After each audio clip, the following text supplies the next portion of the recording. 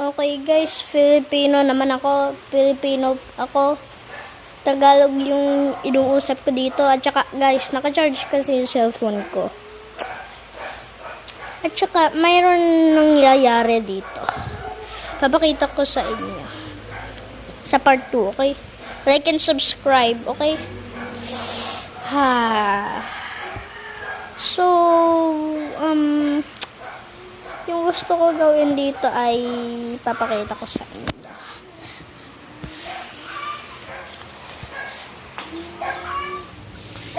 So, yan. Tsaka ito yung nangyayari dito, guys. Nasa labas na ako. Tsaka ito yung nangyayari. Oh, yan. Pwede nyo yan panoorin. May nangyayari dito, guys. May nangyayari dito. May gumagawa sila. You know, kumukuha sila ng mga puno. Diba? So guys, bye-bye. See you in the next video.